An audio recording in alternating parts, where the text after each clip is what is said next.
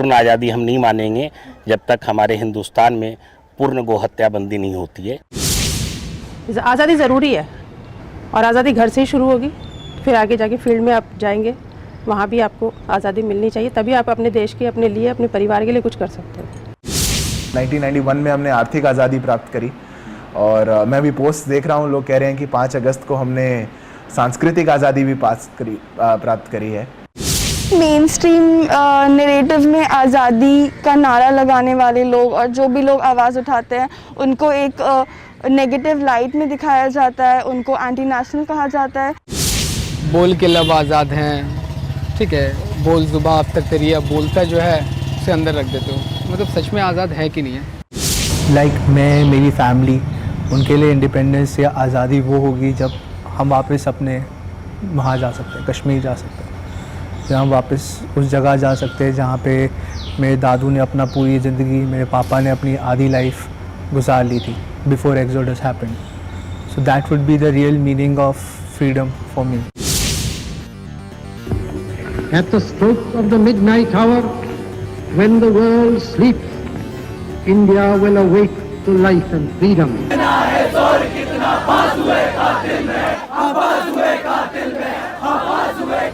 आज़ादी के इस नारे को राजनेताओं से लेकर बॉलीवुड तक सभी ने अपने हिसाब और सहूलियत से इस्तेमाल किया।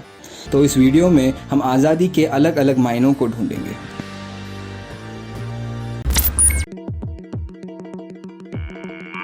आज़ादी का नाम लेते ही हमारे जहन में जो सबसे पहला शख्सियत जिसकी चित्र उभरता है वो महात्मा गांधी हमारे राष्ट्रपिता हैं। लेकिन अगर आप हिंदू मान्यताओं की बात करें, हर कंट्री का या देश का एक कुछ न कुछ मजबूत धर्म होता है, एक किसी उद्देश्य को लेकर चलते हैं। तो हमारी हिंदू संस्कृति में या हिंदुस्तान में 3 चीज़ों को बड़ा महत्व दिया जाता है, गंगा, गीता और गाय। हिंदुस्तान का भी गो प्रेमियों का दुर्भाग्य है कि आज भी हिंदुस्तान में पूर्ण गोहत्याबंदी नहीं हुई है कि जब तक यह काम पूरा नहीं होता है कहीं न कहीं हम आज़ादी से पीछे हैं।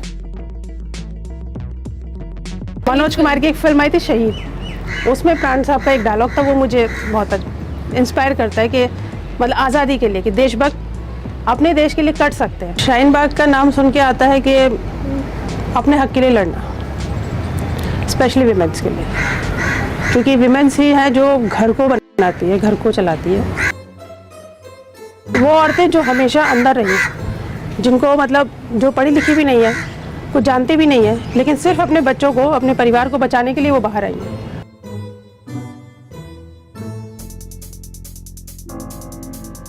हम अपने आर्ट के थ्रू कहीं ना कहीं उस नैरेटिव को क्वेश्चन करते हैं और लोगों को एक डिफरेंट नैरेटिव देने की कोशिश करते हैं।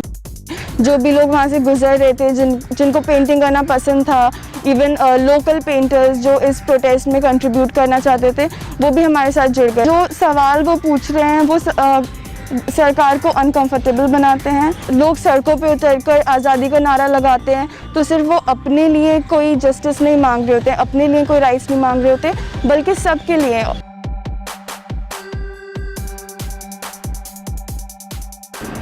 उस नारे के लिए जिस आप आज़ादी स्लोगन की बात कर रहे हैं, जिसको रोमांटिसाइज करने का कोशिश करी गई है आज के देश के कैंपसेस में, डेमोक्रेटिकली हारी हुई फोर्सेस ने जिनको अपने पेरोल पे रखा और वो पेरोल पे आए हुए लोगों ने कैसे डिस्टेबलाइज किया जाए देश को, उसके लिए ऐसे स्लोगन को रोमांटिसाइज किया, उसका एबीपी कभी समर्थन नहीं कर सकती। विरोध करिए, डिफरेंस ऑफ ओपिनियन हो सकता है, ये तो देश का कानून है। आपको किसी को चलने के बैठने के तरीके पे भी विरोध हो सकता है, उस पर भी प्रोटेस्ट कर लीजिए, वो कोई प्रॉब्लम नहीं है। बट प्रॉब्लम ये है कि उस पे जिस प्रकार का डिबेट डिस्कोर्स होना चाहिए वो आपने मिस किया।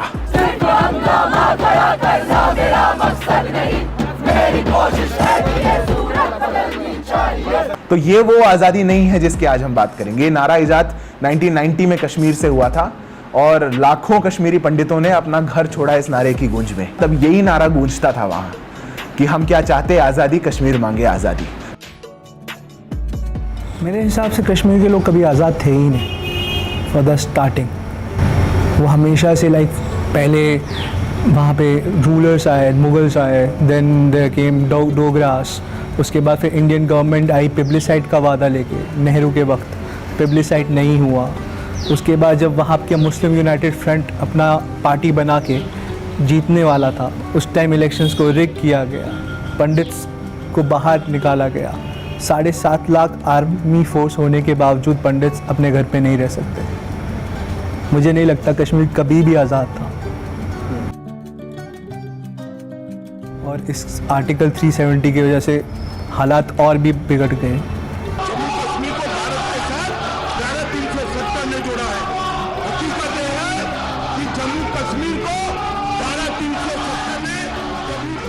फिर इंटरनेट, अभी 4G इंटरनेट कहा जा रहा है कि अभी अगस्त 16 से रिस्टोर होगा। तो आप खुद सोचिए, 1 साल आपने पूरी एक कम्युनिटी को इंटरनेट से ही दूर कर दिया। आपने एक कम्युनिटी को उसके हक से ही दूर कर दिया। लाइक वो आवाज़ उठाना चाहती है, आपने वहाँ पे पाबंदियाँ लगा रखी है, अफस्पा लगा रखा है, वहाँ पे लोग बाहर नहीं जा सकते, कर्फ्यू हो जाता है। फिर एक उनके पास इंटरनेट एक माध्यम था जहाँ से वो आवाज़ उठा सके, फिर आपने उनसे वो भी छीन लिया। आज़ादी तो है ही नहीं वहाँ पे।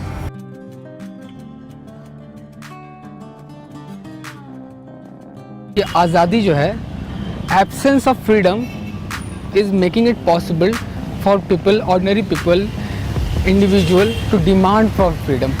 अब ज़्यादा वो मांग रहे हैं क्योंकि उन्हें मिल नहीं ना रहा, अब नहीं मिल रहा है इसलिए वो मांग रहे हैं। अगर भूख लगी है, खाना नहीं मिलेगा तो खाना मांगेंगे। आज़ादी नहीं मिल रही है तब वो आज़ादी मांग रहे हैं, आज़ादी आज़ादी चिल्ला रहे हैं। अब बात है बिगड़ गई फसलें तो सारी सड़ गई। अब बात है बिगड़ गई फसलें तो सारी सड़ गई।